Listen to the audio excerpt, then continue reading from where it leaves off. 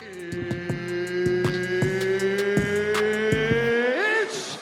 time! Yes, indeed, it is time once again. Good morning, Detroit. Good morning to everybody listening all across the world. My name is Eric Guzman, sitting alongside this week, as always, on my co-hosts Jeremy Bryan and Evan Hoy. Once again, you are listening to this edition of Speak Your Piece, coming to you live from Cave Radio Broadcasting, crbradio.com. And again, of course, as always, want to make sure you're following us on our social media platforms. Make sure you're following us on Facebook.com/SpeakYourPiece313. If you're an Instagram user, please follow us at the handle SpeakYourPiece313. And again, make sure you're following us on YouTube. Make sure you're following Speak Your Piece, the 313 channel on YouTube as well, where you can catch up with the newest video version that we have of our show as well. Jeremy, it's good to see you again. Evan, you missed out last week, but I'm glad to see you're back here with us. Since you were out, you get to start us off here, man. How's your week going so far? I heard last week you had family members in town. Talk to us, man. What happened with the family? Oh, no, we were just, so we have a lot of stuff in the basement, so my family came over and helped move that stuff out of the basement. It was pretty much one of the only days that we can get everybody together and moving that stuff, so that's what it was, and it had to come at the sacrifice of me missing the episode. But other than that, man, I'm doing way better than my Lakers this season, so I figured I'd go ahed and get these shots out of the way. We're going to get to it. We're going to get to it, so let me go ahead and start off on that foot. But no, everything's going good, man. Just taking one day at a time. That's literally all I'm trying to do, man. What about you guys? Jeremy, you want to try and top that, or just rebuttal on that? I mean, I could probably top that. My whole week has kind of been a shit show.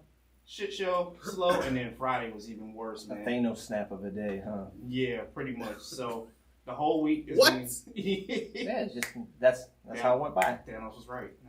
So I got to say. So Thanos was right. Thanos was right. You believe in the snap? Mm-hmm. All right. Anyway, all right. So talk to us here. What happened? What happened that you need a snap day? All right. So I guess we're in like the slow season for loans right now. So this whole entire week has been slow. In regards to your job, right? Yeah. Your new job, right? Yeah, so the whole entire week's been super slow. We've basically been clearing out our files pretty much by 11 o'clock noon.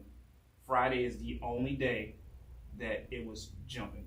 It was super busy. And of course, when I get there, Friday is opening day. Oh, shit, I forgot about that. Yeah, so I forgot about that too. Half of my damn department either called in or went or literally had the day scheduled off to go to this fucking game. So insert you, new hire. Oh, yeah. Yeah, we need you to bust out all this work. Shit. Need you to do all this work right now. On top of that, they still throwing other side projects at us. And then on top of that, one of the team leads who has been there for at least 2 years got fired. For what? I have no idea what. I didn't even realize it until after I clocked out. People were telling me, like, yeah, security came up, 2 or 3 boxes, cleared out his desk, walked my man out. I was like, oh, shit. You guys do not have me comfortable right now about job security. If my man from 2 years, who's now a team lead, just automatically gets walked out on a random Friday. Well, let's be clear. I don't think any job is gonna escort you out like that unless you do something kind of fucked up. Yeah, so now I want to know what the fuck. I'm sure they'll find out about it next week. Yeah, the rumors will be going around, such as the work environment. Like, did you hear what happened to so and so? And you know what's crazy? I heard they sold they info. They probably did that shit on purpose. They're like, all these people are gone. Now would be the good time. Oh. Yo, you know what? That's really not a bad idea. Yeah, that really is gone because it's less people to create a scene around. Exactly. You're right, but it's fucked up. They did that shit on purpose. So everybody calling up, this is the day. I seen the cleaning crew just wiping down his desk, peeling the stickers off my man's little side locker he had. I was like, oh, he gone. Don't worry, man. Tell that guy I remember what it's like to get fired on a weekend. No, you got fired on your day off. But it was still a weekend. And it was still a weekend. Trust me. And tell me why my boss had me sitting. We talked about this already. Yeah, this is old stories. This is old news. Yeah. Don't make me relive this again if I don't have to. I was mad as hell. I had to sit in there. Listen, when they tell you about traumatic experiences, I try not to relive traumatic experiences like this. That's why I have some people who are like, oh my God, remember the time? Yes, I fucking remember. Stop reminding me. Shut the fuck up, please. Shut up. I don't want to relive the trauma again, for the love of God. Emotional damage. And I am full of it. Trust me. I am full of emotional damage here. Eric, what about you, man? What's going on, man? Work is work. That's all I can say. Work. My boss is on vacation. My boss is from. So that's more work. Yeah, my boss is on vacation. He went over to Saudi Arabia, to celebrate part of Ramadan over there as well. Also, so he's gone for about a week, which leaves me in charge. And I'm having again talking about traumatic experiences here. I'm having flashbacks to when I was. I was just gonna say they got you right. They did this shit on purpose. Well, wait. Right back where you Here's were. the other thing. Everyone is new. My oldest employee. Back like you never left. My oldest employee has only been with the company for about 3 months, and then there's things that he's still trying to figure out too. So it's like, I'm having flashbacks, trauma. I'm fuck. What do they say? Like Janae said, I'm fucking triggered. God damn it! Like, Yeah. there's no fucking way I can get out of this. But again, this is temporary. Just keep pushing through. Mm-hmm. Know your worth, know your value, and keep, You know what? keep Yeah. pushing. Temporary. I was Okay. about to say, don't do anything extraordinary because it can be like, you know what, you're. No, I'm not doing it. Yeah, again. I was about to say. Well, let me take stay that back. below. Let Yeah. me take that back because I actually had to go. Shockingly enough, I actually had to go back to my old store yesterday as well too to pick up a device for a customer. And one of the people I hired in was there working, and we said hi, shot the shit a little bit, and she's like, this manager's getting ready to leave. Do you know if you're coming back? I said, I know nothing about it at this point in time, so that probably means no.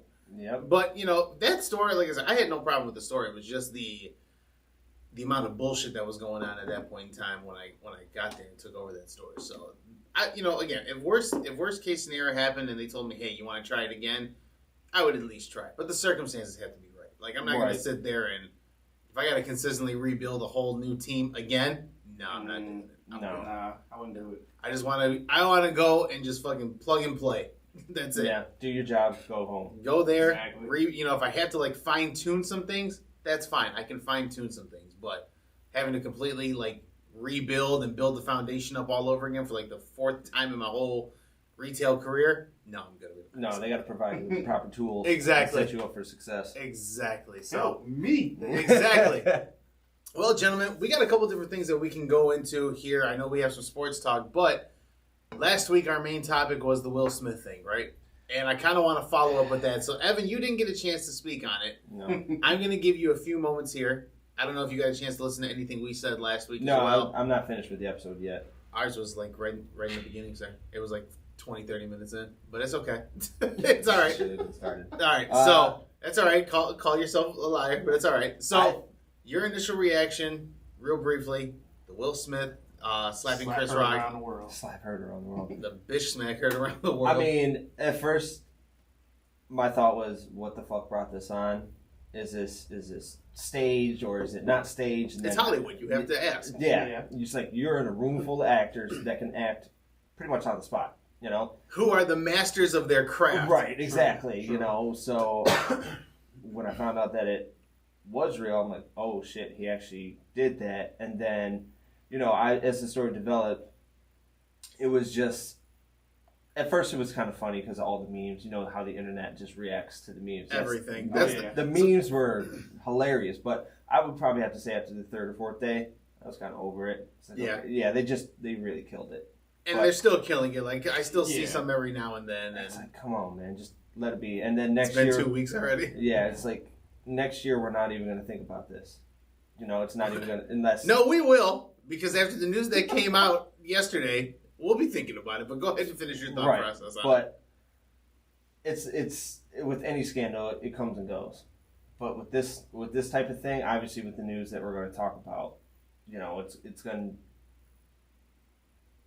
it's going to stain the Oscars or stain Will Smith's career. Both. I think it's more or less a stain on Will Smith, like you said. Yeah, for It's sure. because of the punishment. So let's just cut to the chase on it at this point in time. News came out yesterday. I know I got the report from TMZ, and I seen it kind of traveling across other places as well, too. So again, as we mentioned last week, Will Smith did put in his resignation, quote unquote. I think the Academy wanted him gone at that point in time, Yeah. just for the debacle. So he resigned from the Academy. I believe at that point in time he did have to give the Oscar back. I don't think he. I don't think gave it back, he- yeah. I've kind of heard mixed idea or mixed thoughts on that, but I'll finish that up at a later point in time. Whether he did or did not, he's no longer part of the Academy, right? Fast forward to yesterday, Friday, April 8th, reports come out, TMZ reports that the Academy has officially banned Will Smith from any Oscar-related event for the next 10 years.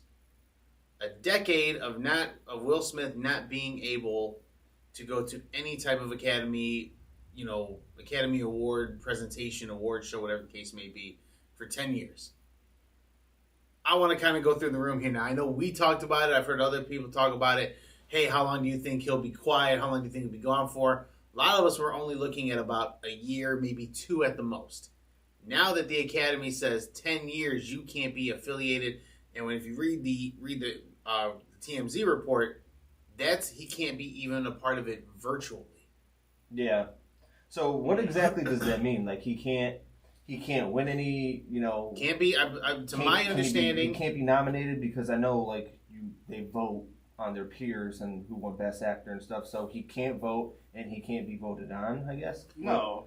What all does that mean? From what I heard from CNN, it's just the appearance. So virtually and in person at any Academy Awards type of deal, organization, anything that's put on by the Academy Awards, he can't physically attend. But he can still be nominated. He can still be nominated. He can still win awards. He just can't go up there and accept them or be present for, the presentation of said award. Okay, that's not bad then.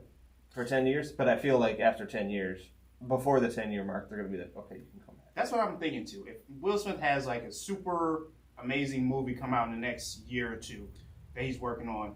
Well, right now everything's on hold for Will Smith. Well, yeah, all the movies are on hold. I probably want to say after no more than 5 years, I think that's going to be kind of the time frame where he kind of gets back to where he is. And I think director Michael Bay said he doesn't care about the slap. He doesn't care about it. So if Michael Bay has a movie for Will Smith, boom, right there, you're back in it. I believe, because I know Netflix paused everything with him. So, I mean, again, it really just depends on who's willing to take that chance with Will Smith at that point in time. Like what you're going to get yourself into, all that other things you have to worry about as well also. And then I know I saw something from the New York Post yesterday where Jada came out and pretty much said she never wanted to marry Will Smith after a quote-unquote toxic. Will, you got to get rid of this woman. I'm sorry. Someone needs to step in. She's toxic as hell. She is toxic as hell. I was just talking off mic with Evan before we started the show about I don't know if this is true. You might have a little bit more insight to it, but go for it. The whole thing with Will planning Jada's birthday, how he had the documentary crew follow her around for a whole year, and then she didn't appreciate it once the time came to present this all to her. I know nothing about that. I'll be completely honest with you. And again, this is just my personal off the head thought process, not my professional thought. Knowing what we know right now and seeing what we've seen over the past couple of years, I wouldn't be surprised if she didn't enjoy it or didn't appreciate it. It's your birthday. That's your spouse. I'm doing something special. The only thing that makes this really nasty, and again, kind of adds to is this fake or is this real thing? He's already confirmed that Will Smith and the Smith family have already confirmed that he will be on the Red Table Talk Jada show to talk about the debacle. Oh, fuck that show. Ain't saying that shit. I heard he was going to rehab. I think they apparently August Alsina made another song and threw another punchline about the entanglement in there. Entanglement Part 3? I don't know. What the fuck happened to 2? I don't know. He about to keep this like a trapped in the closet R. Kelly type of thing. Just Oh keep my going God. over and over. I wouldn't be surprised. But, at this point, man, Will, you got to get rid of Jada, man. That's a broken man right there. I won't even say get rid of Jay. He just has to up his life. He has to really, rehabilitate himself. Yes. Fix himself, get himself together. Start off by getting rid of Jada. And prayers out to Will Smith, so. All right. We got to talk NBA here. Do we want to talk positive stuff, or do we just want to get to the chase and beat the negative stuff out the way? Let's do it. Negative. Negative? Negative. Evan? Yeah. You've known me for some years now, right? I would. Yeah. You've known me for quite some time. Yeah. About as long as Will Smith's about to get kicked out of the Oscars. Yeah, that's a good timeline to put it, yeah. Give or take. What's the one thing I hate to do but love it at the same point in time? Say that you're right. Exactly. Yeah. Tell you that I told you so. Yeah. And didn't I tell you, God damn it, I told you so, that this was not going to work. Oh, yeah. Now, I look back at it, right? We look back at all the conversations we had, because again, we've talked about the Lakers shit show for the whole year, Yeah. so I'm not going to bring too much of a hassle on this, right? But I love when the internet, when sports world internet goes back and like really tries to like shit on a player. Mm-hmm. Remember LeBron? Keep that same energy. LeBron, everybody has kept that same energy. So I know you've had your opinions on it. You've said what you've had to say about it. But now that the season is officially over, as our diehard Lakers fan, I want you to express what you saw this season, what could have gone better, and what do you think the future holds for the Lakers going into next season? What the future holds is... No. Start from the beginning. What the future holds is...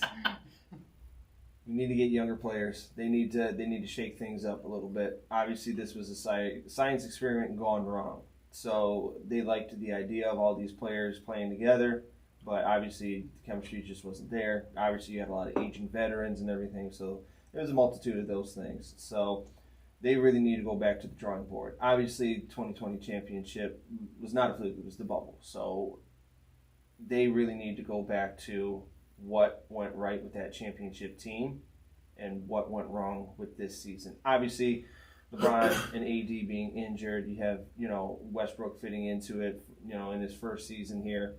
A lot of different factors, but it was a science experiment gone wrong. I do think that they should bring back some of the players, but they already waived Trevor Ariza. Trevor Ariza, didn't really I have a feeling didn't benefit from being on the Lakers. Well, no, he didn't really participate this year. Exactly. He only averaged 4 points a game. Yeah. Oh, jeez. So I think it was just kind of the Lakers were liking the idea of all of these high quality veterans. Like, oh, this is going to work because we got all these vets. But no, they're older. Yeah, and that's what we kept saying from the beginning was that, like, while we were hopeful that it would work, because again, I would love to have seen Melo go out, get a deep playoff push, and potentially win a ring. We all wanted to see some of these guys get a ring. Right. The problem was, and the concern was, I won't even say the problem. The concern was, how can you do that when all these players are older and have over 10 years on them? Right. It's not like you have a mix and match of, again, like LeBron about to hit year 20 going into this next season. The youngest player at that point in time, other than what's in the Austin Reeves, Yeah. if I'm not mistaken, the youngest player was Anthony Davis. Or if not, he's at least one of the youngest players on the team. They just signed what was his name? They just signed a two-way player. Not Stanley Austin. Johnson? Stanley Johnson. I'm talking about initially when you first started the season. Oh, Your yeah. youngest player at that point in time, I believe. I would probably say Probably, AD or yeah. maybe Because Austin Reeves, I think, was a last-minute decision. Talon, Horton Tucker. Okay, sorry, yeah. So THT. Anthony Davis was probably your second youngest player then at that point. I mean, Yeah, he's give or what, take. 27? Yeah. 27, It's 28? kind of like the middle, yeah. Yeah. And again, what I told you guys from the beginning when the Lakers first made the trade, while Anthony Davis is great on paper statistically, I love AD. AD at one point in time was my favorite player. But I told everybody from Jump Street, he cannot stay healthy to save his life. And now the Lakers have seen, oh shit, he can't stay healthy. Yeah. Yeah. This is what you gambled on when he said, I want out of New Orleans and want to go play for the Lakers. You gambled on it. Every trade is a gamble at that point in time. I mean, it paid off. It brought a championship to the team. For that year. Yeah. But again, look at what has happened over the past 2 years. He cannot stay. He has not. I don't think he's played a whole season once. No, he hasn't. We talked about this. Yeah, he hasn't played a whole season once. So now, I agree with you. I agree that the Lakers have to go back and get younger. But how do you do that, though? You have to start trading people. All the veterans that you had, Dwight Howard, Carmelo Anthony, some of the other guys here, they're on either one-year deals or, like you said, like final ends of deals, right? Like Stanley Johnson kept getting a couple of 10-day contracts, and then they finally maxed them out and said, all right, cool, we're going to bring you on. That's all chump change at that point in time. Yeah. You're going to have to trade some pieces here, some big pieces. Again, you have to look at all possibilities. While we said Russell Westbrook, we gave Russell Westbrook a lot of shit for the way how he played this year. Listen, Anthony Davis said it at the podium when they asked him about the season. We had more starting lineups than wins. Think about it. They had 39 different starting lineups, and I think they only had 31 wins or some shit along those lines. Yeah, around 30. It wasn't the best season. So when you consistently cannot keep a consistent starting lineup, that's going to create issues. And now you look at Anthony Davis. If we could stay healthy. Motherfucking LeBron was healthy for most of the year. I mean, yes, he missed about a good 25% of the season. Yeah. But again, that's LeBron getting older. LeBron is an older player now. 20 years in, to see LeBron put up 30 points a game at 37 years old in year 19, it's super duper impressive. You can't be mad at LeBron because LeBron did everything he could to keep shit going, right? Right. Yeah. Anthony Davis, you have to do better at staying healthy. Get rid of the low cut shoes. You have to stop wearing Kobe's and start putting up them big boy high tops. That's his style, though. That's what he likes. I don't care. The style is great until you can't fucking play anymore. It's like playing basketball in some dress shoes. You can't do it. Hey, I've seen people bust their ass in some dress shoes, but it's only every once in a while. So now I'm going to ask you this. You're a Laker fan, and again, I know I asked you, what does the future hold, right? You said get younger. But I'm being serious now. What does the future really hold for the Lakers in your perspective? Do you think at any point in time they have a chance to win another championship with, let's just say, with LeBron at the helm? I'll just keep it at LeBron because that's the piece they're not going to get rid of. If they trade Anthony Davis, if they trade Russell Westbrook, which they're going to trade Westbrook. Sorry, he's going to get. It's going to happen. He's going to go. Could have had DeMar, but whatever. Frank Vogel will not be the head coach. They've already said they're going to mutually agree to part ways. Yeah. They're cleaning the house down. I need you as a Lakers fan opinion, and Jeremy, I'm going to pass you the question. Do you? No. No. Not with LeBron at the helm. No. Unless they got to move heaven and earth again. They got to get a head coach that knows what they're doing. But who's left? They had like two candidates. I forget who it was. They had two candidates, and Jason Kidd and Ty Lue. No, was it Jason Kidd? And Ty Jason Kidd. They wanted Jason Kidd on that coaching staff so badly, but because of his failed experiences in Brooklyn and in Milwaukee, they were hesitant on giving him the actual head coaching job. Yeah. They also wanted Ty Lue when Ty Lue. Before Doc Rivers, that's what they said. Yeah, they rumored Doc Rivers going back, but I don't. But again, that's only if the 76ers don't make the playoffs. That's the only time I see Doc Rivers getting cut, because I think Doc Rivers and James Harden, after the comments that were made last week, that shit's not going to fly. James Harden is going to want out, and Philly does not want that. You just gave up everything that pretty solid deal for James Harden. But go ahead. I'm sorry. Lakers aren't going to win with LeBron at the helm. Jeremy, your take on all that as well too. LeBron James. Does LeBron James have a chance of winning another championship? I don't think it's going to happen because, as Evan said, you got to move heaven and earth, and for the two main pieces that you're going to have to try and move to get some youth, get some real true ball handlers out here on your squad, I don't think you're going to get a whole lot in return. Bring back Kyrie. Caliber. Jesus God. Let's go. Oh, boy. I'm still pissed with Kyrie. I'm just talking shit. I'm only pissed with Kyrie because when Kyrie said he wants to re-sign with Brooklyn, I'm going to stay here. I can't leave my boy number 7 behind.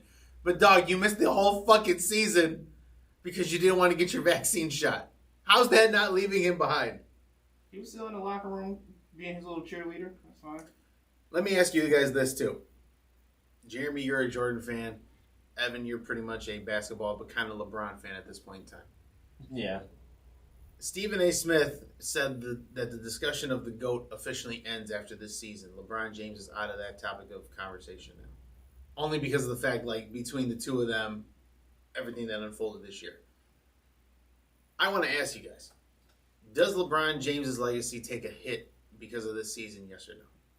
I have a couple different cases on how it does, but it's not necessarily in a super duper negative degree. Evan, you shake your head and you say no. Jeremy, your take on it is no? I don't think so. Okay, and why do you say no? I mean, look at what Kobe was at the Lakers. The last few years of his season, he, they were fighting to eliminate the Jazz from playoffs, and Jazz broke even, and then I think at one point Kobe played the last 5 games of a 19-win season. So Kobe's been through those times too, and we don't even bat an eye at that. But also, to be fair, a lot of people, for some unlikely reason, do not like putting Kobe in that GOAT conversation, which I think is horrendous. Yes, exactly. So, I don't know which reporter. I remember that reporter. I forget his name. He was on First Take, and he's like, I wouldn't. It wasn't Max Kellerman. It was one of the ones guests they brought in. He's like, I wouldn't even put Kobe in the GOAT conversation. I wouldn't put him top 5. And everyone's like, Are you serious? And it's like, no, whoever said that needs to get smacked. Yeah, I'm sorry. Max Kellerman said like NBA all worst team or something like that. Max Kellerman had some really bad takes in his past. But anyway, I digress. And then we could talk about Jordan. For the first few years, he didn't even make the playoffs. I agree. And he had always struggled with the Pistons. Then he struggled with the Pistons, and he was, there was a few first-round exit of Jordan's career. That doesn't tarnish his legacy. We call him the GOAT for that reason. It's great that he went on 2 3-peats. Yes, and he won. He went 6 for 6, and in the finals. And then we talk about LeBron. He's been in the finals 10 times? 10 times, and he's 4 for 10. The fact that he went to the finals 10 times. A lot of people are like, oh, he can't get the job done. But 10 times in your career, it's still impressive. It's still and Kobe went, a total of 7? 7 times. Yeah. And Kobe went 5 for 7, right? So a lot of people just like using LeBron as like the scapegoat. You can't do it because he failed. But have you seen LeBron's teams? And he went to the finals against the Warriors 4 times and lost 3 out of those 4, with that stacked team. That's still impressive. So we can split it either way. You can start splitting hairs, yes. Yeah. If you wanted to, but that's all the that's greats, a 3-hour show in itself. Yeah, but all the greats have had their failures. Right, and they have to. Exactly. That's how you become a great, because you have to go through adversity. Jeremy, you say no. You're a reason why it doesn't taint his legacy at all. Because I agree with Evan. Like, all these GOAT players, their careers are basically kind of linear. Like, you've had your terrible teams. You've had your missed playoffs. You've had your playoff wins. You have your playoff appearances. Like, they're basically similar. You can't sit here and say that, oh, we're just going to remove LeBron out of this GOAT conversation just because this year just didn't go his way. I mean, hell, the body ages differently now. I know sports medicine is trying to, progress and be a little bit more fancier than they were a couple years ago. But then again, maybe this stuff isn't really working for the athletes now. Mm-hmm. I mean, injuries happen. It's unpredictable. You can't just sit here and say you're going to be fully healthy for a whole season. No, you're playing basketball. It's still a job. It's a physical sport. Your body's going to take a toll on you. You need that time to rest and get the body back to where it needs to be. Things happen. Like, you can't remove that from the game of basketball. And the only reason why somebody made a really good point. I think it was Matt Barnes on NBA Today made a really good point. As to why it potentially can taint his legacy, right? You hear the stories of Kobe, you hear the stories of Jordan, right? Again, we watched The Last Dance, in regards to when adversity started hitting, how Mike kind of put his teammates in check. We know the stories of Kobe. Hey, if your team's messing up, Kobe had grown men on the verge of tears at one point in time. We don't hear stories about that with LeBron. Again, we don't hear. I'm not going to say it doesn't happen, but we don't hear about the stories of LeBron pushing his teammates, right? Pushing them to that next level, getting to that point where it's like, hey, we have to be locked in. It's always LeBron that gets himself locked in, and everyone feeds off of him. It's never those, hey, I'm the leader of this team. We're doing bad. I got to make sure we're all on the same page.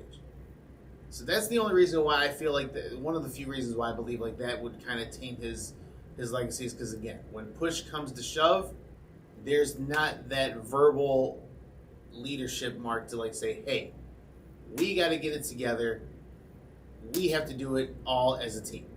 You don't think he has that killer mentality like Michael and Kobe? Now, there's some things that he does have a killer mentality on. Like, again, I think in his prime days, or at the beginning of his prime when he first got to the Miami Heat, and again, he's watching, you're watching him become this super athletic superhuman.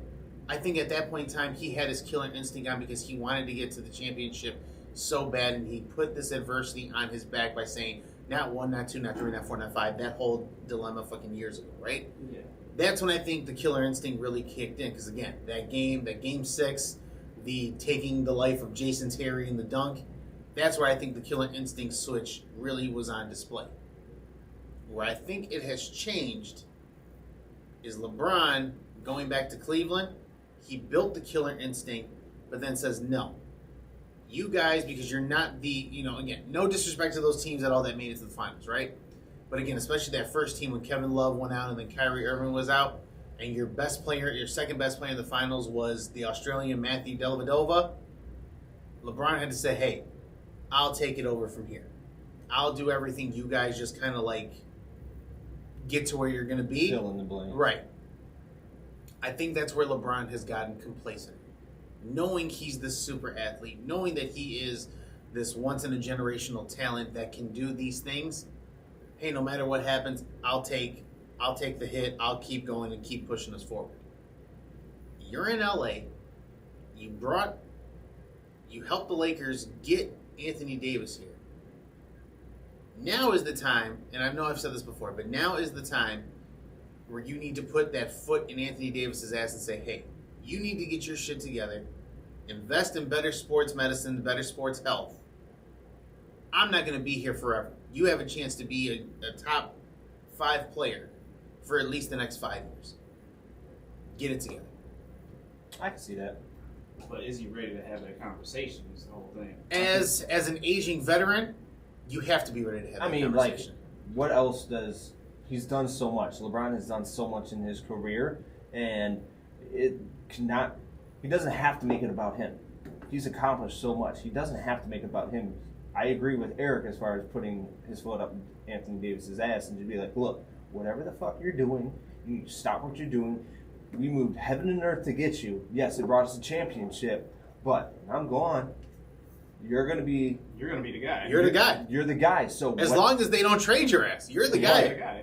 You have the potential to be a top 5 player, as Eric said. So whatever you're doing, stop it and get your shit together and let's go together, because people are going to be looking at you. You're in LA. You're rocking the purple and gold. You know what the purple and gold bring, regardless of the record of the team. You don that purple and gold, the expectations are already set on you right from that get-go. I just hope that he's accepting of what LeBron could potentially say to him. But you have to. As an athlete, you have to be... I won't even say as an athlete. As somebody who wants to be... As somebody who wants to move up the rankings in any profession, you have to be open to open criticism. You have to. Like, if Evan wants to be the boss of his job, right? But he's under the boss right now. The boss has to give Evan open criticism. If you want to move up the ranks at your job, you want to move up and do the next thing, you have to be open to open criticism. And if we're worried about Anthony Davis right now saying, is he going to be able to handle it, then that should tell you right there already that maybe he ain't the guy. That's true. Like, it would have been a great conversation for Russell Westbrook. But again, look at Russell Westbrook's career. Most of his tenure, Oklahoma City Thunder, yes, he was the second in command, or the second option, right?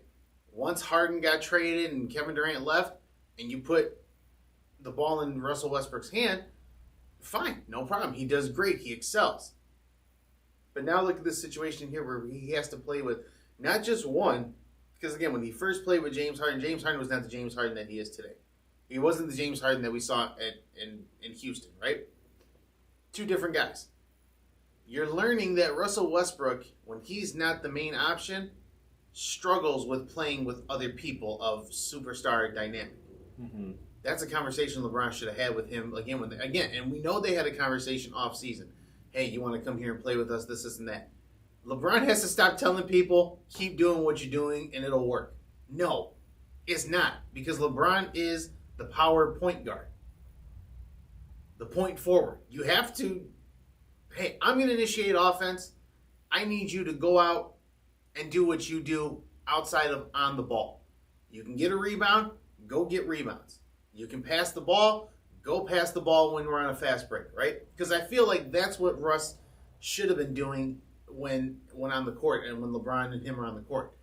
You are the initiator on fast break. When it comes to just initiating plays, let LeBron initiate the plays. Yeah, and provide a, maybe like a pick and roll, and then Westbrook can slice the lane because that's what he's good at that too. Yeah. Letting Westbrook try to run plays when he's normally the guy trying to run a play for himself. That's part of the reason why it didn't go well. Yeah. So. Like I said, I just hope AD's accepting of whatever LeBron has to say and just doesn't shoot it down in some weird. If AD has any respect for LeBron, yes, he should keep his mind open and his mouth shut. Jeremy, real quick, I know it wasn't on our topic sheet, but I'm just going to ask since we're here talking about LeBron real quickly. Your reaction to LeBron on his show, The Shop, saying he would love to play with Steph. They asked Steph about it, and he said, I'm good. Hey, look, I mean, to be fair, the full context of it was, hey, he has gotten to play with me. He's been the captain of the All-Star game the past 2 years and picked me both years. But as an actual teammate, I'm good right now. Your reaction to that? Yeah, I heard that. As he said in his interview, look, we got to play together on the All-Star team. As of right now, I'm good. I don't need that drama right now, and I think Steph's staying put. I don't think there's any question of him trying to jump ship to either play with LeBron or somehow pull LeBron over to play with him at Golden State. It's not gonna happen. Shot that shit down quick. Evan, your take on that? I thought it was just kind of funny. It's just kind of like, it's like you making a pass at a girl, and then the girl just like straight up just shutting you down. And that's just kind of how it shot that shit down real fast. Like, oh, I'm flattered, but no. Right. That's kind of how it felt to No, me. you know what that's equivalent to in fucking like shooting your shot? When you think you got a chance and she looks at you, oh my God, you're so sweet. When I look at you, little brother. Yes! You're Yes! like, oh, fuck. Yes! Dog! You got friend zoned immediately. Oh my God, it's the fucking worst. Yep, that's LeBron got put in the fucking friend zone. that's horrible. Oh. That's horrible. NBA friend zone. Show coming this fall, everybody. Oh my God. Shout out to everybody who's in the friend zone, by the way. Holy shit. You guys will get out soon. I promise. Just, change locations. That's all I can tell you. Change locations. Change locations. If you keep shooting your shot in the same state and it ain't working, you gotta move. You gotta move to a different state. There's apps now, people. There's apps now. It's just some people don't. Bro, it's hard to do the app thing. Don't get me wrong. I got lucky. But there are some people, like some other family members I know, who don't get lucky. And then on top of that too, they get nervous. Like, how do I know I'm really talking to this person right now? Yeah, man. Oh, yeah. I couldn't even fathom dating nowadays. It would be too exhausting. I got a few buddies who are single, and they're like, you're probably tired of asking the person, what's your favorite color? What are your interests? What do you like to do? What are your hobbies? There's so many apps. This is ridiculous.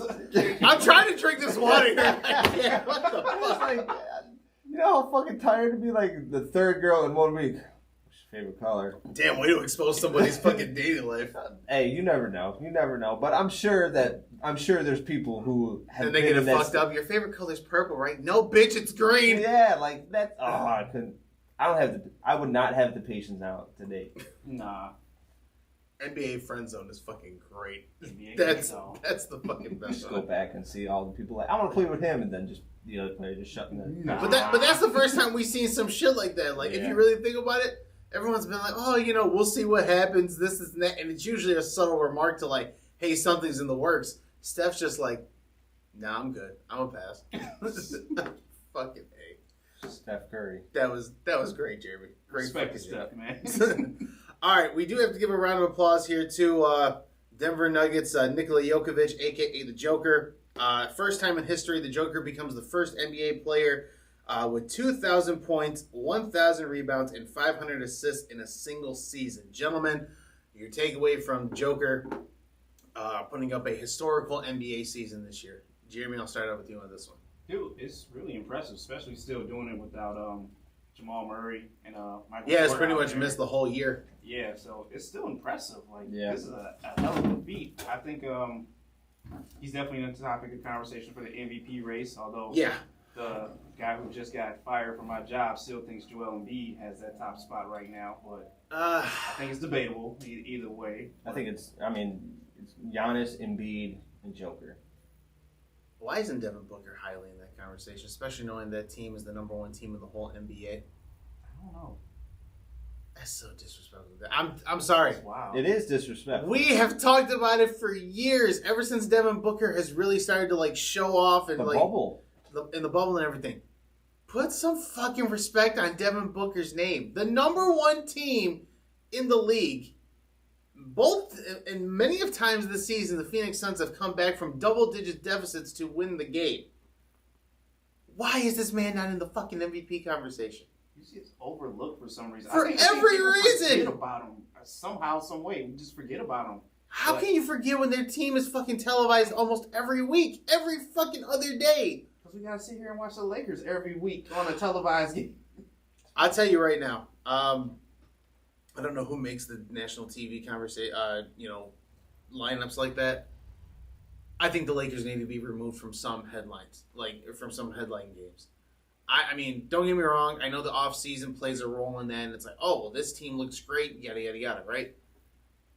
I think the NBA TV schedule should be able to be adjusted at any point in time. Because I'm sorry, at the end of the season, which I know there's only maybe like 3 or 4 games left for a lot of teams, like right? 2 or 3. Yeah. 2 or 3 games left for pretty much every team. The Pistons had a better winning record than the fucking Lakers did. I would have loved to have seen the Pistons put on display, for God's sakes. Yeah. On national, because again, I think the Pistons, every team gets at least one national game. Yeah, I think they should start doing these small market teams. Obviously, like the Pistons, like you mentioned, and then Phoenix, and then we could talk about Sacramento Kings, and just like getting those teams out there more. Right, because when you consistently see the same teams on TV, of course, no wonder fucking players want to go and, oh yeah, I want to go play at that team. Why? Because they're fucking winning. They get on TV. There's more money to be found there. Yeah. You start making it a fair market thing, everyone fucking wins. Real quick, too, since we're talking about NBA changes here as well, and I'm sorry, I know we derailed on the whole Joker thing. So you say he's number one in MVP, in your opinion? I honestly think so. I think it's going to be a rough playoff push for Joel Embiid, given the fact how Harden will respond. Your take on that, Evan, as well?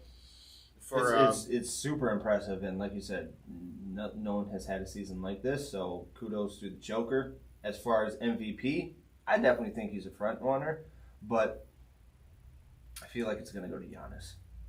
Really? I think so. I wouldn't be mad at it. Yeah, I'm not mad at it, Still. I just feel like I think it's gonna be between Joker and Giannis, and then Giannis is gonna win. Yeah, I don't think it's a bad. Either one can do it. They all three have had very impressive seasons. I mean, again, for Joker to do all that in one season, phenomenal. Joel Embiid to keep that team in playoff contention, especially with everything that they went through, great fucking job. And then Giannis is just a fucking absolute freak of nature at this point in time, and it's interesting to see what we've seen with him as well. There was something I saw here, and I'm trying to find it. Colin Hurd went on his show, The Herd, and proposed a couple of changes for the NBA. I was just going to bring that up. And I was trying to find the video of it where he says it. But pretty much in a nutshell, he says to make the NBA a little bit better, a little bit more competitive. One of the things that he would do is cut the season down from 82 to I think it was 62 games. Yeah, 62 to 68. Somewhere in that 60s. Somewhere in the 60s. He also said get rid of back-to-backs. Yeah, get rid of back-to-back games. Because, again, if you have a smaller season, and again, these guys are running on, sometimes when you do a back-to-back, they're running on, like, small hours of sleep. You don't get the best performances from them. He said, talk about take first-round match-out, like, reduce the amount of, like... 7-game series? 7-game series, yeah. So he said in the first round, he would only make it a best of 3 instead of a best of 7. That's how it used to be before, like in the 90s, I believe. Yeah. I would actually like that. I think it would be a little bit more competitive, and I think so. It would be like more on the table, or like maybe not even best of 3, like best of 5. Yeah. So, you ever play 2K where you do the fantasy league and you kind of build your own thing up like that? I always do my player. Okay. Honestly. So one of the things that I always try to do the rules. Yeah. So one of the things I always do is like when it comes to playoff time, I like to play it up a little bit, right? Like tweak the rules and make it a little more exciting.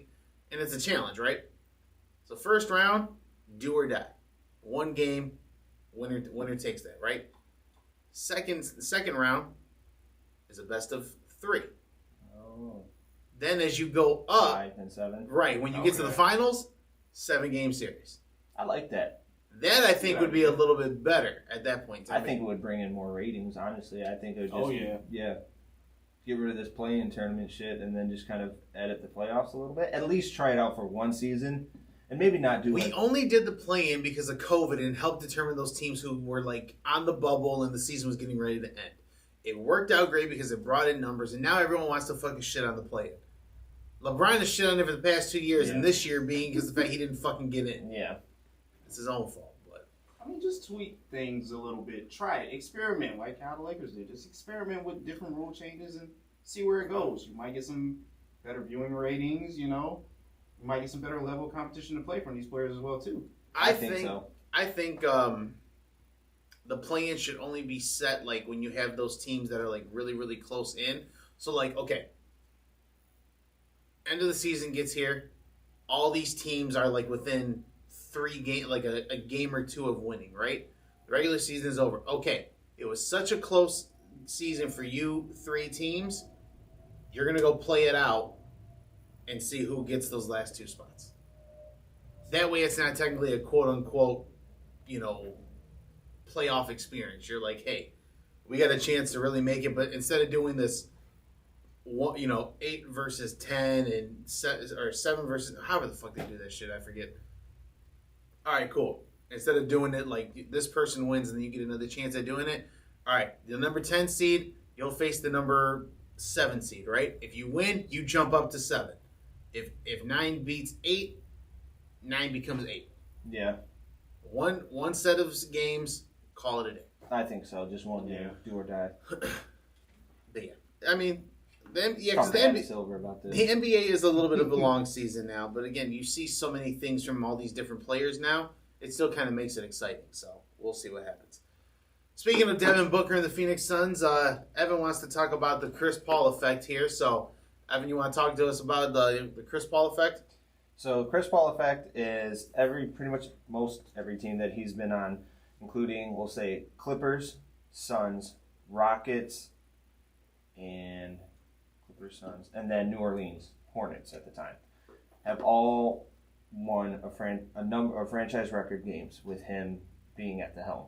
So you said 4? So 4. So how many teams has he played for? So he's played for what? You got New Orleans. Yep. Houston. Yep. Phoenix. Yep. Clippers. Yep. One more. Those are only 4 teams that he's like he won. But that's not what I asked. How many teams has he played for? OKC. That's the 5. other one. Yeah. So it's only been 1 team he hasn't pushed into franchise, record number of wins. Still but 4 out of 5. So 4 out of 5, which is fairly impressive. Shooting like what, 80% at that point in time? But Eric, as you mentioned earlier, there's a downside to this. It's not a knock. It is, but it isn't. Yeah. It is and it isn't. So, but that just reflects again. So when we talk about leadership, right? Like we talked about LeBron. When you think of leadership, Chris Paul is a name that has to come to mind. Oh yeah, for sure. Because look at what he's done, especially in Phoenix. Again, we talked about it last year when he got there. Now we're talking about it this year, right? When he got there, Phoenix was a bottom of the barrel team, and he helped build a culture there and got these guys to buy in. Say, hey, we're going to make a run here. We're going to do something special. What happened? They got to the NBA Finals. People thought, okay, it was a weird bounce back year from COVID. It was a fluke. Now you're looking at this team right now, as we stated, the number 1 team in the league. A franchise record of what now? 64, now potentially 65 wins? Yeah, something like that. 63 plus wins. Yeah. And they are a legitimate back-to-back NBA championship contender now. That isn't I don't see, when I look at the Suns, I don't see anybody really talking bad about them this year. No. Going into when the offseason hit, it was a fluke. This team was injured, yada, yada, yada, right? And people thought that they just got the luck of the draw. Well, now you see this team competing. Oh, shit, this is a legit team here. This is a for real team. And no one talks bad. You don't hear anything about it. Oh, they only won this game because of whatever bullshit reason it was. You don't hear that. It's like this team goes out and fucking competes. day in and day out. So that again shows the leadership effect of Chris Paul. Chris Paul is a tenacious player. He is one of those guys when he's on the court, he don't really say much. You don't really see him talking off the court, but when he's on the court, he's got a way of getting into your head. Yeah. So you have to give Chris Paul respect of leadership. Maybe LeBron needs to call Chris Paul to take some notes. Oh boy. Oh boy. No, I agree. Oh, I agree. I thought you were saying like, hey, LeBron's probably already on the phone with him right now. No. I like I said, The last member of the Banana Boat crew to play with LeBron. Think about it. Come on. Carmelo was there this year, and that didn't work out. Let me call Chris Paul real quick and see if he wants to get traded here to the Lakers. We need a point guard. He just signed that 4-year deal. Like it was like 4 years, $100-something million. So I think it was like $190, something like that. Was it? It was some crazy, I believe, amount of number. $190? I think. Please let's fact check that. Yeah, I was just gonna say. Yeah, I I was like, don't know about that one, but I could be wrong, but again, like we were saying, it shows that Chris Paul, like when you talk about guys who are difference makers, right? Like we talk about LeBron going to, as much. 4-year, 120. Okay, sorry, I gave him $70 million too much. giving him free money. Wait a minute. No, so when we talk about difference makers, again, like I was saying, as LeBron has jumped from team to team, LeBron is a difference maker. I don't think he is that anymore, as we've seen kind of like the downside of his career coming. But again, LeBron leaves, goes to Miami, which, you can kind of say is a cheat code. But again, it was a difference maker appearance for the Heat, right? Went back to Cleveland, a team that was bottom of the barrel, won the draft probably what was it at that point in time? They had the number 1 pick 2 out of the past 3 years. Yeah. You bring LeBron in. Hey, look, now you're up to 50 wins. The same shit has to be said for Chris Paul. You have to look at Chris Paul as a difference maker here as well also. And he's another underrated person that just gets swept underneath the rug. So you have 2 pretty much underrated stars in Devin Booker and CP3. No, I agree. And Devin Booker, I don't know why, but again, put some respect on my man Devin Booker's name. I would probably have to say Devin Booker and Luka are my 2 favorite players in the league. Right now? Yeah. I just like their style of play. You said who? Devin Booker and who? Devin and Luka. Did you see Luka got his 16 tech, yeah. That's some bullshit. I didn't actually see the tech, but... Did you see what led to it, though? No, I didn't see it. Okay. So, actually, I think I just saw it here earlier. I wonder if I can pull it up. But anyways, so Luka's got the ball. He gets fouled, some people will say, about 3 different times. Like the guy puts it, does a hand check, no call. Puts a hand on his chest, no call. And then turns, and as the defender, they were playing Portland, gets around Luka. He this one should have been called a foul. He damn near smacks his hand on Luka's shoulder, and then Luka's like, "Oh shit, I got fouled." Fling that shit up, right? Yeah. They called it a shot attempt, no call. And then when Luka got mad and said something, everyone, even the broadcasters, are saying "Yeah, that seems to be a foul." Luka went to go fight his case with the ref. The ref didn't like what he was saying, teed him up. I think the NBA is going to resend that one because that's just bad. I was about to say that. That seems like the refs seem kind of soft. The refs give this year there was another season a few years ago. I know with NFL when they had the stand-in referees. Yeah, that was a terrible. That was horrible. That was terrible. Football was not fun to fucking watch at all. Flag football at that point. But. Oh, yeah, because that replacement season was the one where fucking Aaron Rodgers threw that Hail Mary to, I think, to the Lion at that Lions game on Monday Night Football. Oh, yeah. And, he didn't catch it, but they still called it a touchdown. Yeah. I remember that.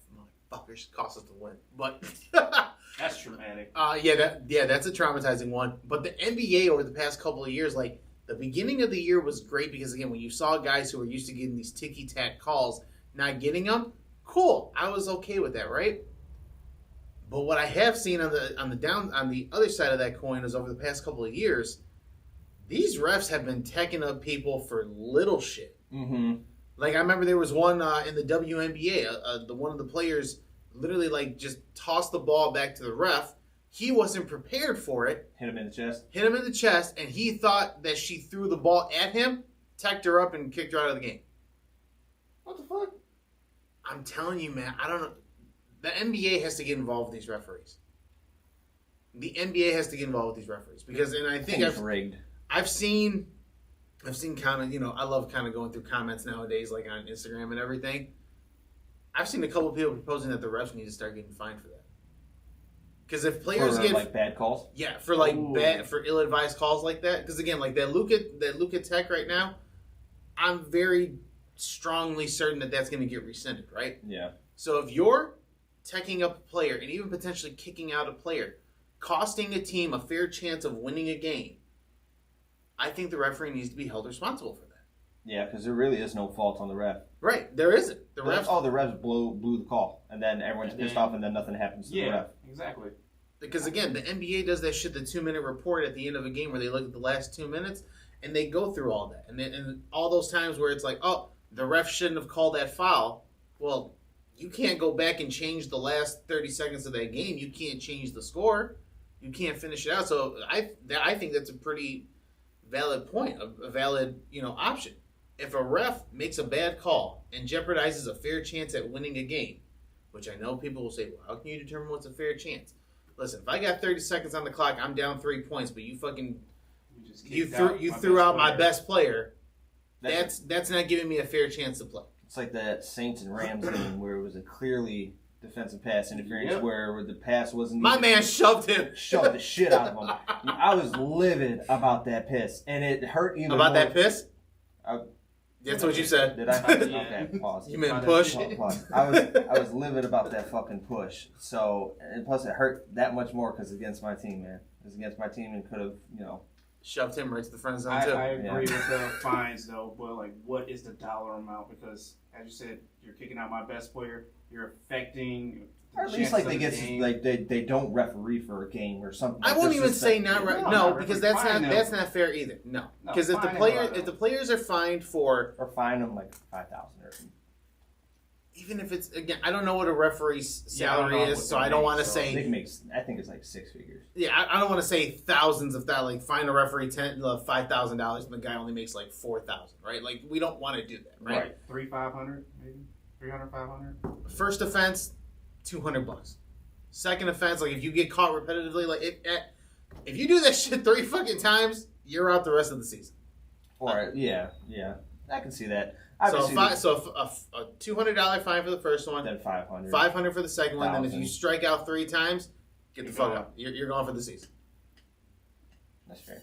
Yeah, because there's a couple of guys who are notorious for being super like ticky tacky with calls like that. Yeah, I think the NBA's rigged. Oh my gosh. Why? Because the Lakers didn't win? No, because I was watching an interview with somebody, and they're saying that NBA players have clauses in their contracts. They have to stay at a shooting percentage or whatever, 3-point shooting percentage. And they're like, you should have took that wide open 3. And the player's like, no, I'm at 35% 3-point shooting. That means, I cash in on $1 million, so I'm not going to take that. Those incentives and the contract. Yeah, well, it's like football. Football has incentives. Yeah, it's like incentives, and like they're not going to take a wide open shot for their team to win because they want, their bonus. And I get that it's about the money, but it's just crazy how I never thought in sports that it would, kind of come to this where they're sacrificing the game for some cash. Believe it, I do. All right, real quickly before we got a couple more sports. I know we've talked heavily NBA today, so I apologize for all of our non-NBA fans here. This is not your show. Real quickly, do we give a shit about Ben Simmons filing a lawsuit against the NBA? He was out $19 million. He's going to try and... He hasn't made a paycheck since October 1st. Finagle $20 million. So you're not buying it? I'm not buying this shit. I think he'll lose if he does. If he does. I don't think he's going to get it back. Because of the simple fact, like when you first said it, it's mental health. Now you're out for the season because of back injury. My guy, you've been out the whole fucking season. How can your back be injured?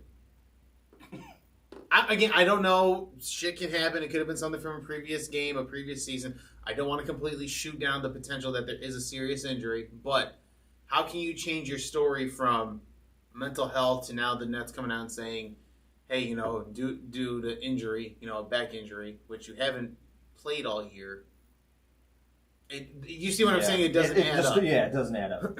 Make it make sense. Jesus He God. slipped trying to grab a rebound from his Fisher-Price rim at the house. I'm going to smack the shit out of you. I swear to God. Or he slipped on a toy trying to shoot a 3-pointer with that Fisher-Price rim. Jesus mercy. All right, and then NBA Hall of Fame. I know this was something that got announced about a week ago here. About a week ago. For real. A couple of names here that go into. I hate you all so much. All right, NBA Hall of Fame class for 2022. Names include. I'm going to kind of start from the bottom up. NCAA champion and WNBA Coach of the Year Marion Stanley. Olympic gold medalist and WNBA athlete Swin Cash. Lindsay Wallen. I hope I did not mispronounce that name. NBA referee Hugh Evans. 6th winningest head coach George Karl. NCAA National Coach of the Year Bob Huggins. NBA All-Star Tim Hardaway, father of Tim Hardaway Jr. And then, probably by far the most notable 6th man who I fucking have a love and hate, respectful relationship with, Manu Ginobili of the San Antonio Spurs. Gentlemen, your takeaway on the Hall of Fame big names that are going to be inducted this year. I'll start with you, Jeremy. Well, I know Manu and Tim are like the bigger of the names, plus Swin as well too.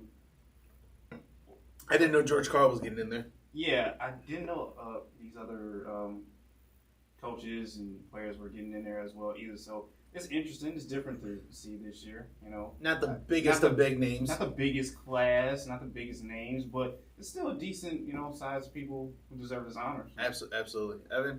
Congrats to them. Especially, Manu. If I had to pick a favorite Spur, Manu was my favorite Spur. Yeah, unfortunately.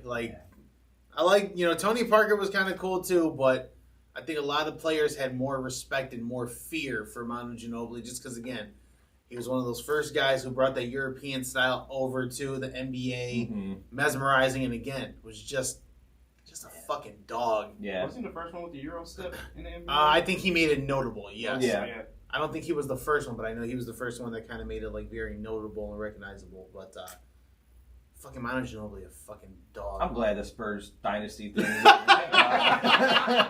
I'm so glad that, as Eric has said before, they're the most boring team to watch, but then they fucking won so damn much. Thank you, Jesus.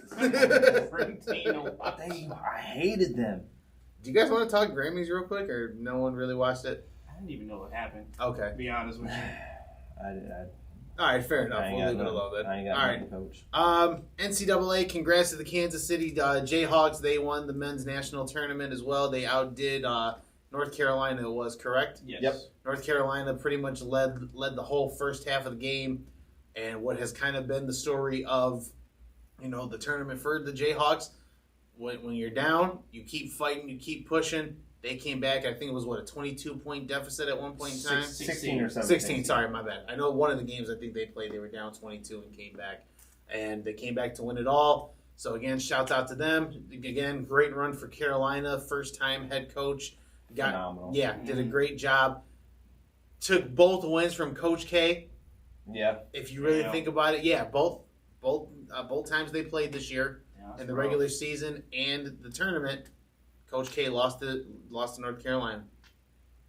Shout out to the head coach over there. I forget what the young man's name is. Horrible with names. I know, but again, shout out to him. Great fucking job. Again, much love, respect for Coach K for what he's done for the game of college basketball.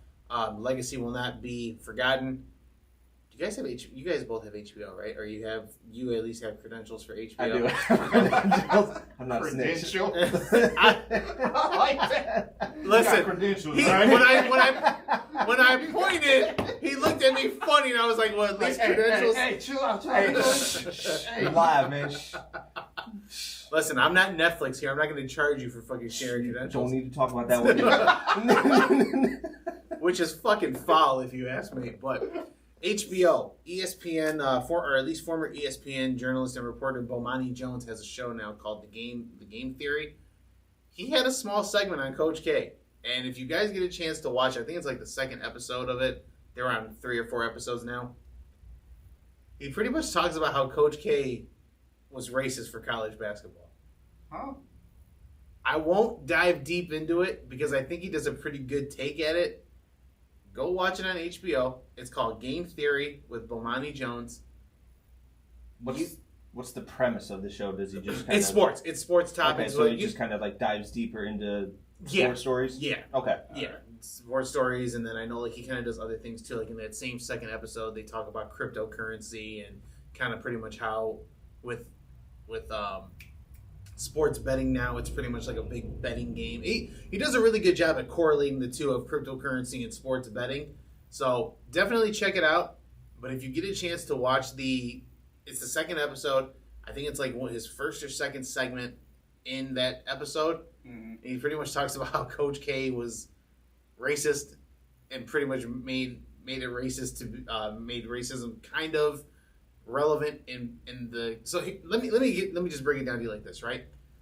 He breaks it down to an aspect. He goes, how is it Coach K can turn that school and make every single white athlete a top player?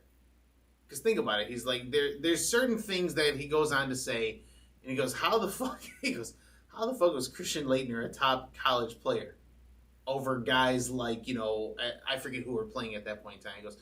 He goes, Coach K took Christian Laettner over Jalen Rose. Think about that. Like, you would really who in their right mind would think Christian Laettner would be a better, quote unquote, better college player than Jalen Rose for Michigan?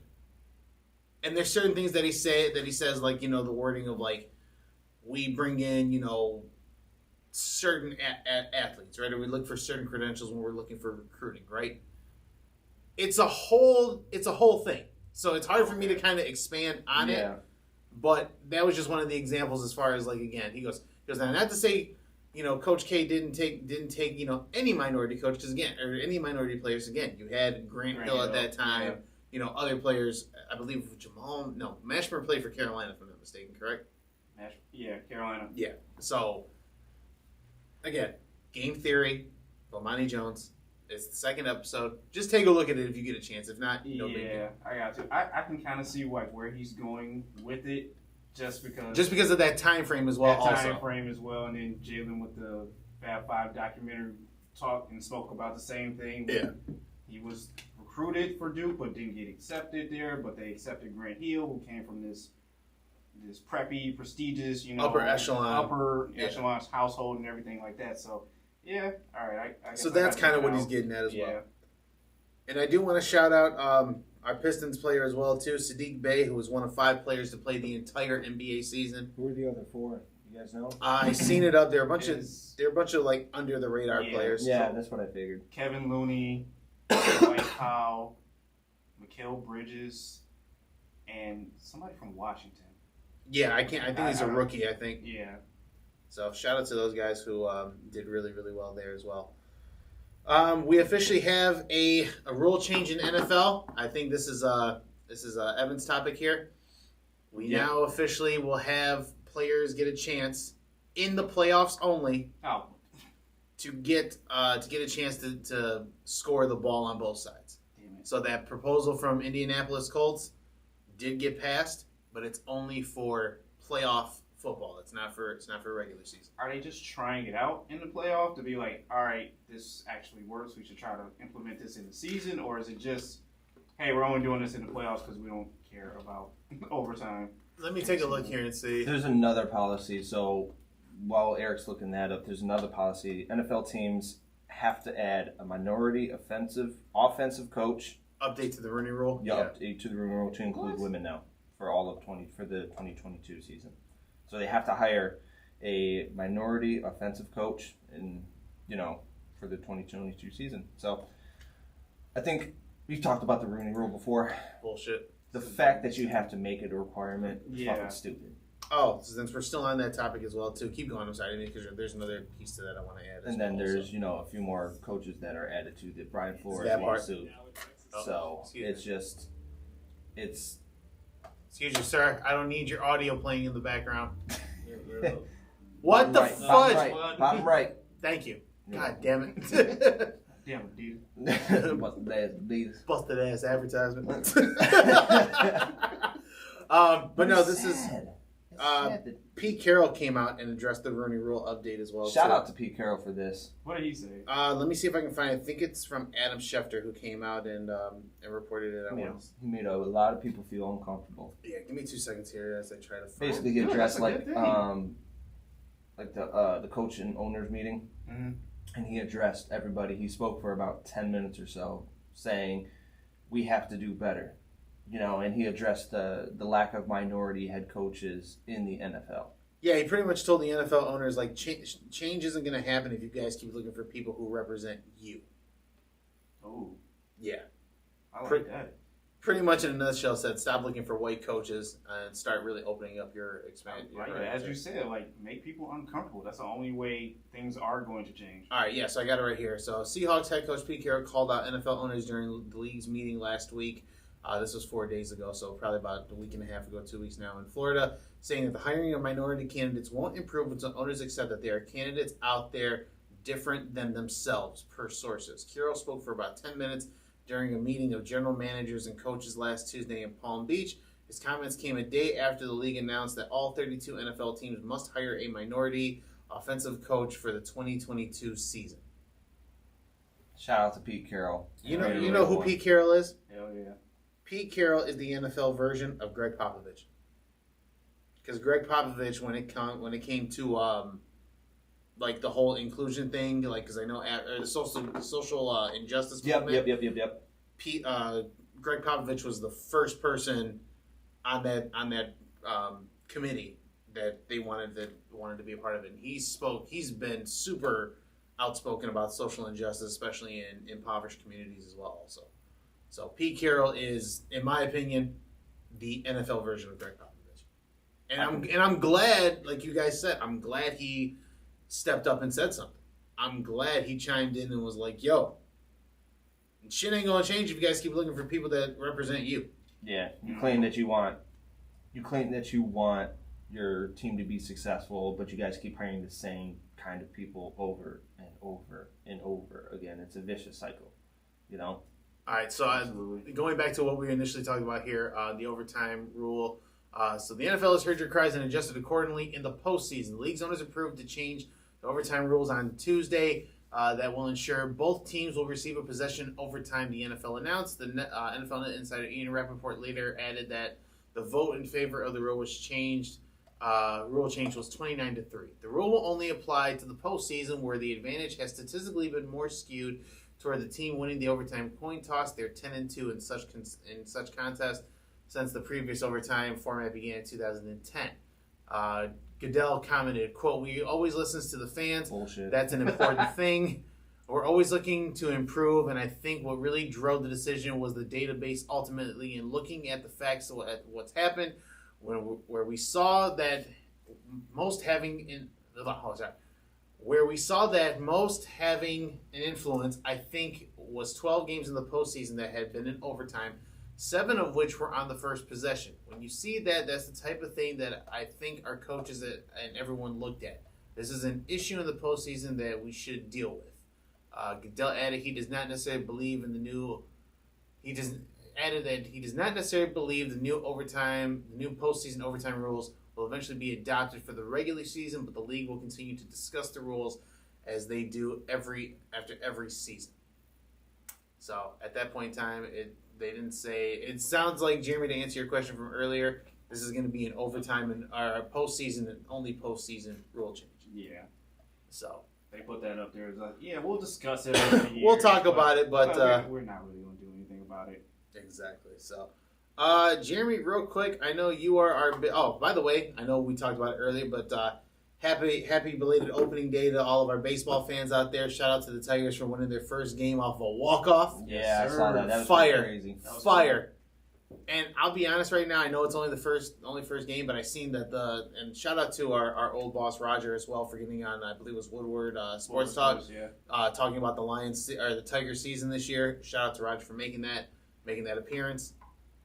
I think the Tigers are going to be exciting this year. I don't know what the ceiling is for the Tigers, because again, I'm not following the sport. I'd say at least like a wild card spot. I think that could. Well, they made some good signings. They got that guy from Chicago, Javi Baez, who I believe is a champion with that team as well, also with the Cubs at one point in time. I'm not 100% sure. Like that. You said what? I think so. I believe he is, but at the same point in time, it's a great pickup for the team. The team, it's a nice young team, and they did bring a couple of guys who are experienced as well, also. So I like where this is going. In all honesty, I think it looks great. There was already a bench clearing out in one of the games between the Washington Nationals and the New York Mets yesterday. I seen that picture. Ball got thrown at the player's face, straight to the jawline. That was intentional, man. You think so? I didn't see it. Intentional. I didn't see it. I seen it. My man threw it straight directly at him. Not even close to the catcher at all. Just whoop. Oh yeah. So we fighting after that. That looks foul. But Jeremy, I know last weekend was your weekend. You're a wrestling fan here, and I know, shockingly enough, it was blown up all over my timeline. WrestleMania was like the highlight of the weekend. Yeah, it was up into 2 nights. Yeah, they've been splitting it up into 2 nights the past couple years since our COVID thing just struck and hit. So they've been breaking it up, kind of like give fans a little bit of a break, so you're not sitting through 6 to 8 hours of TV. Yeah, I can see that. That's a lot. It makes sense. I mean, they separated into 2 nights. You still got 2 big main events each night as well too. So it's still nice to see. But I think they had a lot of stars this year pop up. Stone Cold made an appearance as well.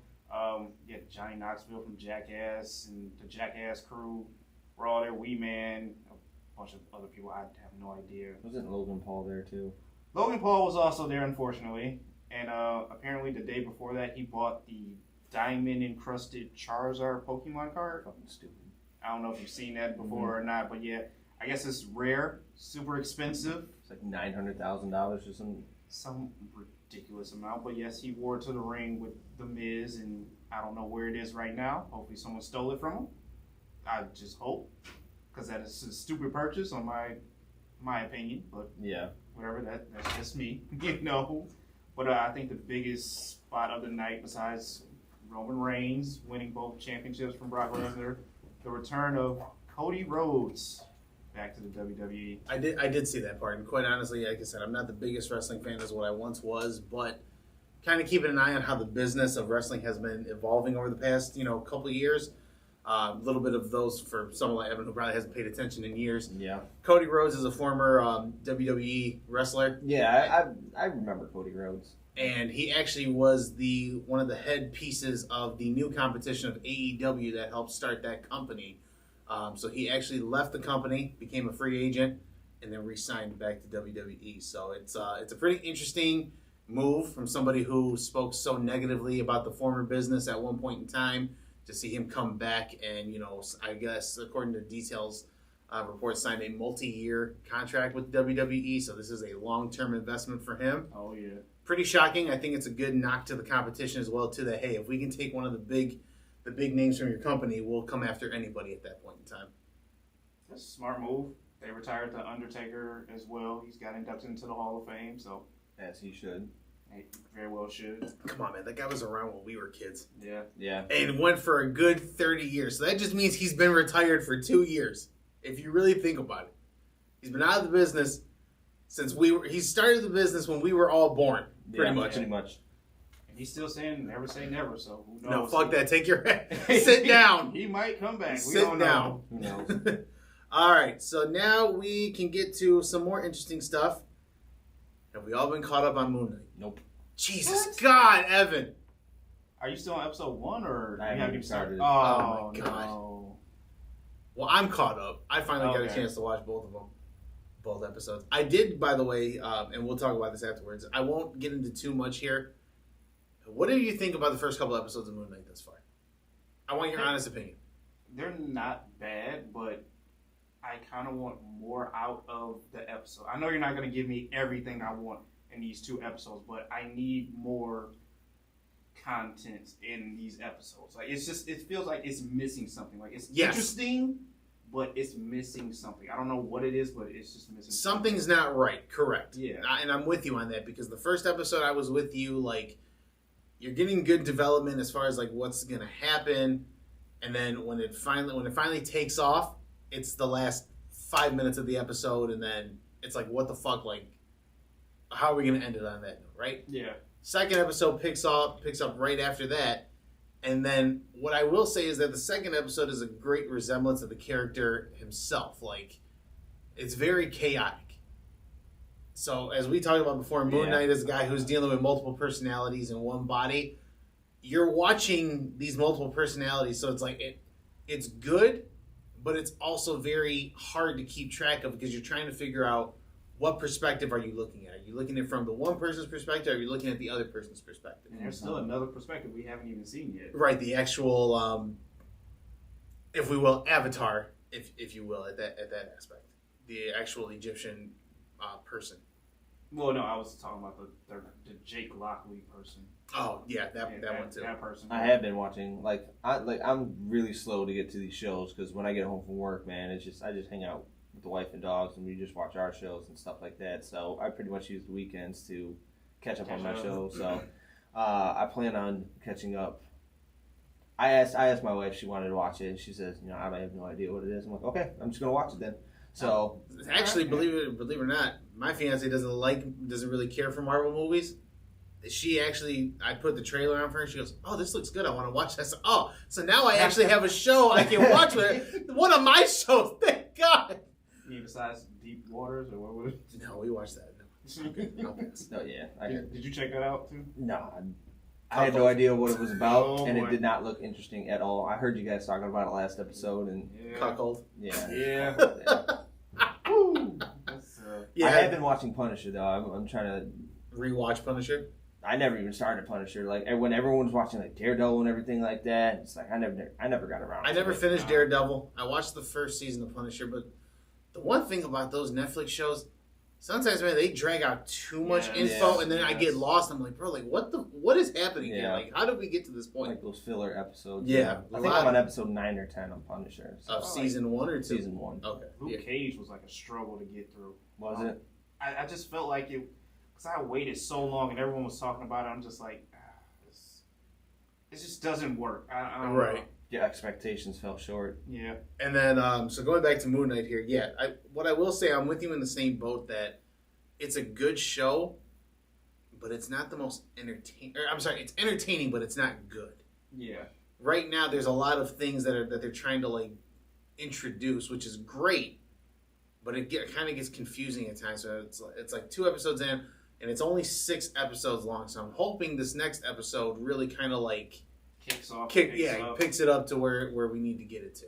Yeah, that was kind of like the first 2 or 3 episodes of WandaVision. It was just kind of like, what the fuck? Oh, bro, the first 2 I couldn't. I hated the first episode. The first 2 I was like, what the hell is going on? Am I tripping? And bro, people were loving it. Like, I remember went on social media like, the first 2 episodes were great. They're still fucking. I'm like, I will go back and watch those. I mean, there was a lot of fan theories between the first 2 episodes, and I found them a little exciting, probably a little bit more than this Moon Knight right now, but that's just because the Wanda and Vision character. Like, I enjoy both of them. Right. By the way, tickets officially went on sale on Tuesday for Doctor Strange. I got mine already. Sell out in like 24 hours. Did they?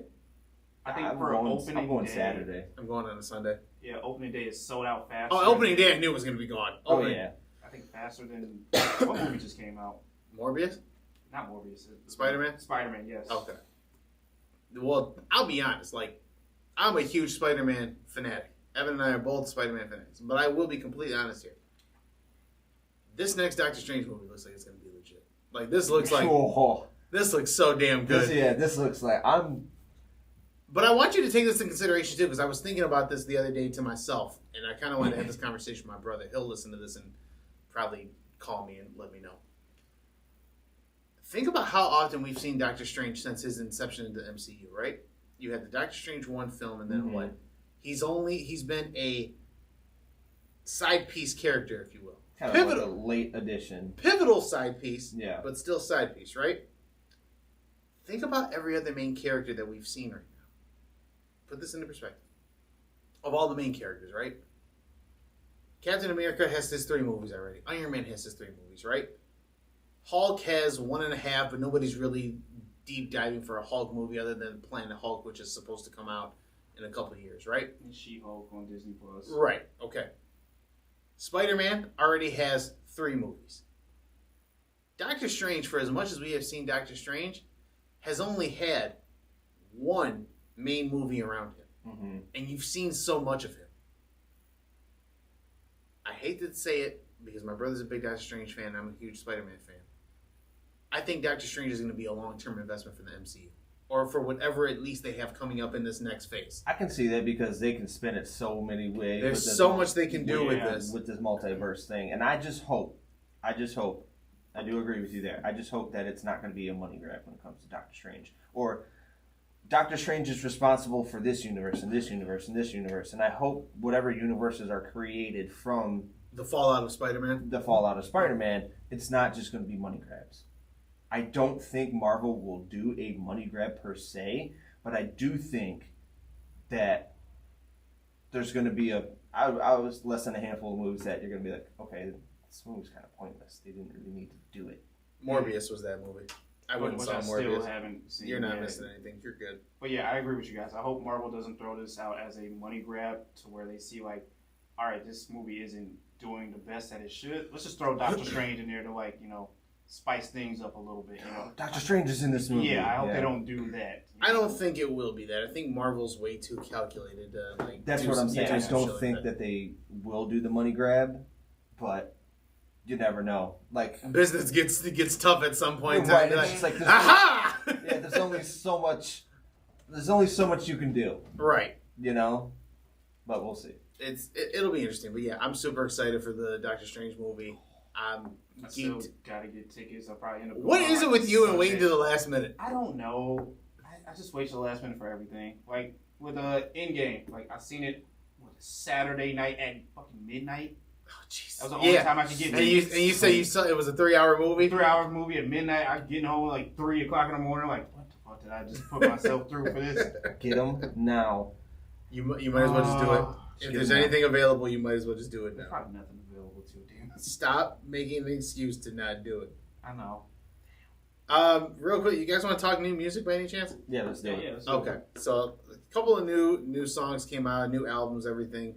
Evan, real quickly, last week, did you listen to? Did you hear us talk about that Dreamville collaboration thing?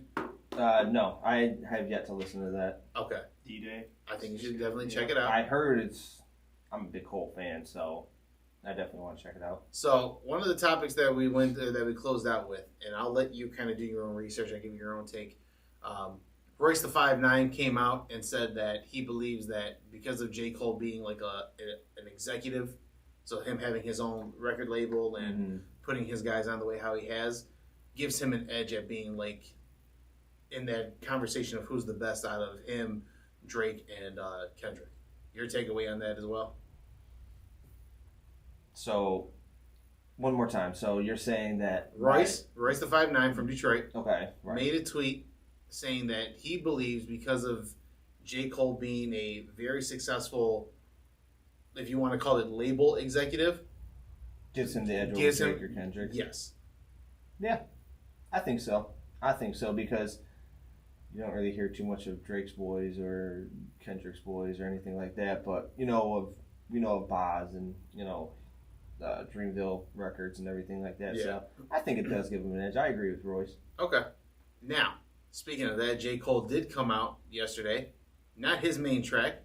He's actually a feature on a song with rapper Bia called London. That went hard. I was not crazy over Bia's part. No. But J. Cole's the fucking man, though. You know that line where he's like, I'm staring at the money like Melo's staring at Rihanna or something like that. And then he brought up the meme and it's like Carmelo looking at Rihanna and Carmelo sitting there squinting his eyes. Yep. I haven't heard this track. I gotta listen to this. So that came out. My fiance listens to Bia. She's got a love-hate relationship with Bia because she likes some of Bia's features, some of like her other songs. Like again, Bia had the song "Whole Lot of Money." Oh yeah, yeah, that one with Nicki. Yeah, well, the remix had Nicki. The original one was just Bia. Bia, to kind of like what my fiance said, and again, I'm probably gonna get killed on this here. It comes across very monotone. Like she switches up like her language. Like she can do Spanish, she can do, I think like she did in this one, the English accent, if you will. But it all just still kind of sounds the same. It's like I'm listening to one just Like She flat doesn't line. have Yeah. like a distinct voice. That puts her Nothing out really, above yeah, anyone nothing else. really like that. And I can kind of agree with that because like some of the songs I have her Bia on. Bia was also on the Rush track. Best I ever. What the fuck is the name of the song? Best on Earth. Sorry, Best on Earth. I was about to say best I ever had. That's your No, boy. no, Best on Earth. She was on that Okay. one. That one was a better flow than what I've heard thus far. But of course, Cole is Cole. Cole snapped, and Cole's got a pretty. If you listen to that D-Day opening track, Oh, J. Cole's opening got track. a bar. Man, I gotta listen to it now. I screamed. I heard and I screamed. Like that shit was just too the opening good. song? Yes. Opening song. It's called Stick. And it sounds like Marilyn Manson is on the track, but he's not. It's hard. I'm saying. All right.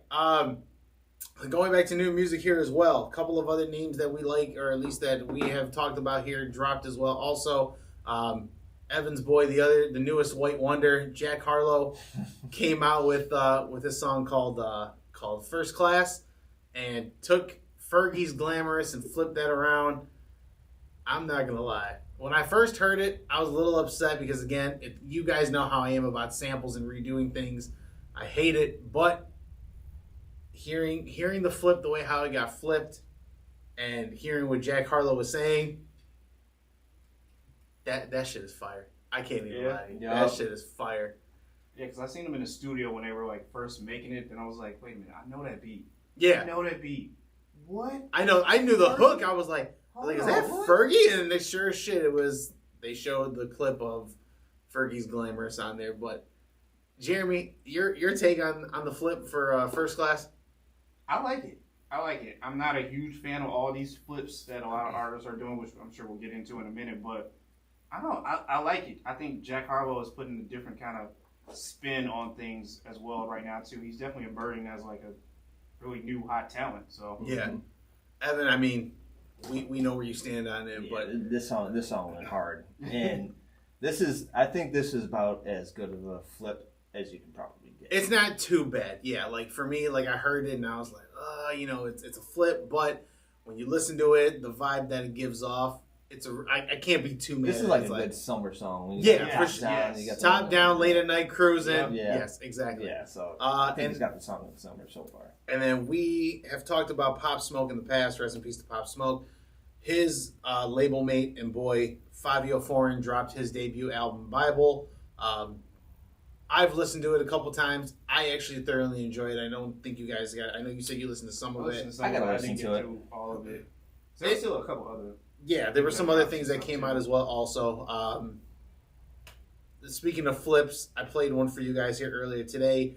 The song is called "What's My Name," and I've never thought I would see a day where you can mix an old school R&B song with some modern day Brooklyn drill. Ladies and gentlemen, Fabio Foreign flipped Destiny's Child "Say My Name" and put it under a drill beat. And then we also talked about it here as well. Also, Lil Baby came out and put a couple songs out. I forget. One is called Right Away, I believe. The other one is called In a Minute. Again, the flipping and sampling of music we grew up with continues. They flipped Drake's Pound Cake. Cake. Just that little vocal instrument in the background. Yeah. So I kind of want to ask you guys here real quickly while we're on music. We got a few minutes here before we officially got to really take off, right? But I want to ask you guys real quickly, who do you think has a real chance? If you want to name a couple of names, you can, because I have a couple of names here already. Who do you think, as far as the hip hop community, has the chance to be the next leader of this music shit? That's a good question. I think Jack Harlow is a name that you got to consider. That's one of mine for sure. Mm. I think for sure. Go ahead, Evan. I'm sorry. Probably 5-0. 5-0. 5-0. I think he will be kind of like coming up here. And if I had to pick a third one, that one's tough. Can't think of it. I want to go with a female artist, but I'm trying to think of a. I don't know. That one's tough. Let me think on that one. Jeremy, for you? I definitely gotta go Jack Harlow. One female artist. It don't have to be female. Mine are not female. If I I'm know being I honest. do have a female artist though, but I'll probably get some slack for this. But what's her name? Lotto. Lotto's got a chance to be up there. Lotto, Yeah, I can see that. I heard her album is decent. More flips of More you know flips here and there too as well. Third, I want to say Russ. That's not a bad one either. I really like Russ. So mine, I kind of mentioned all three of mine already. Fabio, I think Fabio has a good way of making that drill sound. And it hurts me so bad to say this because again, if Pop Smoke were here, the type of like dynamic collaboration tape we could have had with Pop and Fabio, especially after the success that Fabio's album was going to have, this would have been something great. Fabio's deep, dark voice, Fabio's higher pitched style, mashed in together with Brooklyn sounds, Brooklyn drill, that could have been something special. But I think Fabio's got a chance to be, a big like hip hop name. Lil Baby, I know some people will say Lil Baby's already up there, but I think he's got more room to grow. Okay. He can be up there as well, and I think this is going to sound crazy. Evan, do not kill me now. This is probably going to be, I really hope this take fucking really ages well. I think Jack Harlow has a chance to be kind of like a modern day Drake. Hear me out. This may sound crazy, but I know the world's going to fucking look at me like I'm nuts. When you look at Jack Harlow, right, with the shit that he puts out now, right, he's already doing features with guys like Lil Nas X, right? Okay? Lil Nas X is going to be a big pop star. He's not going to be a hip hop star. He's going to be a big pop star. Yeah. What Jack Harlow brought to that song, people run to that song automatically. Think about what Drake was doing when he was getting on features. People ran to songs just because Drake was on it. You want to hear what Drake had to say. Jack Harlow is having that same effect right now. If you listen to Jack Harlow's first album, it's got a nice mix of like hype, upbeat style songs. Like the Big Sean song is on there, but a lot of it is introspective shit about him on the verge of coming out of Kentucky. I actually just listened to the album yesterday, right? Now you're listening to this First Class shit. If you look at the Drake formula, second album was, oh shit, now I'm getting fame now. What am I going to do now that I'm really getting fame? And it's still on that introspective shit that people loved Drake for. Jack's got a chance here to do something really special. To be a really big, iconic name like how Drake is. And again, to do it for the Caucasian side of life. I'll agree. You know what? Another artist that I really wish would get a little bit more recognition, I hope he blows up, is Joyner Lucas. Joyner's very lyrical. Yeah. Yeah, I love Joyner. He actually put out another song last week about Ye's Not Crazy. I just listened to it yesterday. His stuff is not bad. His stuff is really good. That I don't ADHD, think people like hearing the introspective shit of life. Like, stop putting yourself in other people's shoes. We want to hear about you. Like, right. I'm with you. I think he's got a great opportunity to do something nice, right? That ADHD album, like you were about to say, really good album. Really good, yeah. But all of his big songs are all about looking through the eyes of somebody else, which is great. Like, again, his big song back when, the social injustice stuff, I'm Not a Racist. Great song. That was a great time to do something introspective. But I don't need to hear it all the time. Right. Tell me what you're going through. Tell me what you're seeing. That's what I want to hear. And if Joyner can do that, do a little mix, like, when the song is right, yes, by all means, do it right. Like if he did an introspective song of, let's say for example, Colin Kaepernick, right? Colin Kaepernick, just got a chance to be the honorary team captain for the Michigan spring game, right? But let's say Colin Kaepernick really does get a chance to play in the NFL again. If Jordan wants to write about that experience, like, hey, this is what we all saw, black ball, kept grinding, and then worked his way. That's a great inner perspective track that I would love to hear. Sports, music, cool. I'm fine with that. I don't need you to tell me why Ye's not crazy. We all have balance, back and forth arguments about how he is and how he isn't. I don't need to hear that to beaten down to a blade pulp. Yeah, I'll agree. It's just certain things like that. So yeah, definitely. Did you guys hear that Jake Paul wants to bring real life celebrity fighting back? I hate him. I'm so sick of this dude. I hate him So- so so- much. Jake Paul, Logan Paul.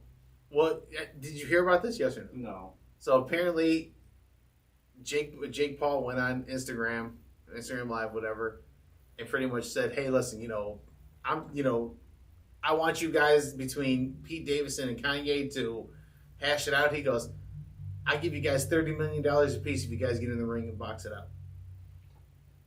I will admit he does a great job marketing At promoting, and marketing yes. and promoting, yes. Yes. Great hype man. I just can't stand him. Still want to punch him in the face. I can't do it. I can't do it, guys. I can't. Jeremy, is there anything else? I know you said you had a couple stories you had lined up for us here. What's going on, man? Oh God, I don't like this. Well, I'm gonna fuck you both up. I swear to God. Couldn't pass it up. I'm sure Evan's heard this story before, but E, do you enjoy visiting gas stations? Excuse me? Do you enjoy visiting gas stations? I mean, just to get gas, I don't really enjoy it, but... I mean, do you enjoy peeing at gas stations? Excuse me? Yeah.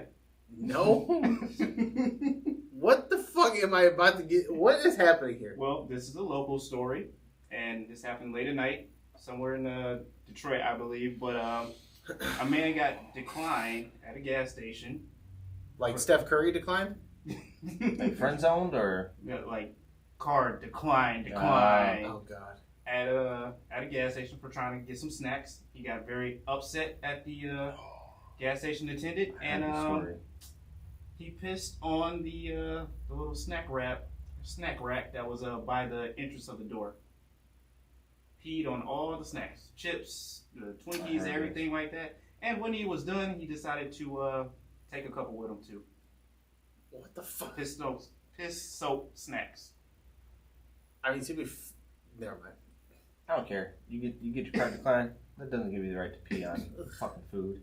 Obviously, he was drunk and probably high. Who knows? But he was upset at the most part. Jesus God. Took it out on the snack rack. What the fuck is wrong with people? What makes it okay for you to just whip it out and just let it all fly like Who that? knows, man? I don't understand what's wrong with people. I mean, it was very wild. I'm sure it was. Wet and wild, huh? Yeah. Wet and wild. I got one more if you do want to hear this one. If you Let me hear this one, because that was not what I was expecting to hear. I was expecting to hear like some am I the asshole type of story, but... Well, if you guys are looking for a new job, Oh, God. this job pays $20 an hour. You get to work from home, and you get to watch TV on your phone, laptop, or TV.